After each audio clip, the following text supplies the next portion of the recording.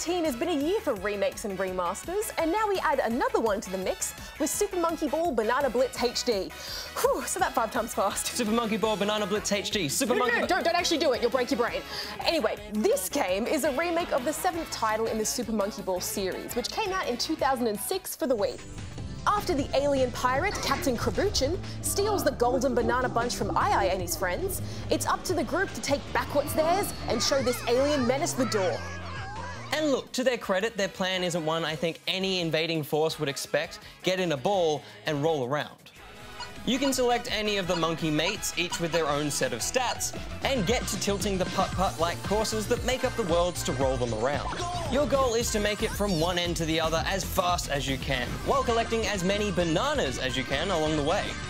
It's a simple enough concept, go from point A to point B, but when I actually got down to business, it became anything but simple.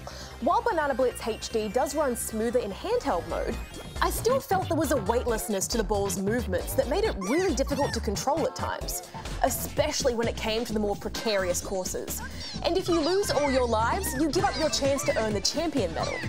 So you either continue on without it or have to go all the way back to the beginning of the set. I actually didn't have too much of a problem with the floatiness in the courses themselves, but when it came with the boss fights, it's a whole other story. To conclude each world, you'll have to go toe-to-toe with Captain Krabuchin's oversized goons.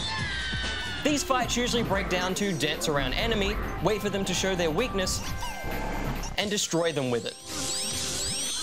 Again, simple enough, but I found it hard to nail those perfectly timed shots because I couldn't get a handle on the movement. It was just frustrating when a fight was dragged out because of clunky controls. I feel like a lot of that clunkiness comes down to how the camera moves too. In a boss fight early on, you have to hit a baboon with his own missiles by pressing a glowing button on top of them. But because you don't have control of the camera on its own, it whips around to keep the enemy on screen, which makes it extra hard to focus on the incoming projectiles as you move around. If you could control the camera, or if the focus was pulled back just a little bit more so you could see more of the area, I feel like that would have felt better for the player. Yeah, I agree. As is, it doesn't feel like I'm being challenged in a fun way. It feels more like I'm lucking out rather than getting better, and that's just not fun.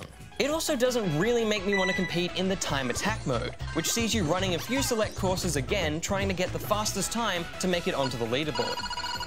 If I didn't enjoy doing it the first time, why would I go in for seconds? I will say though, some of the party games are a bit of a laugh, but maybe that's because they don't play the same way as the main campaign. There's 10 games to choose from, each allowing up to 4 players at once.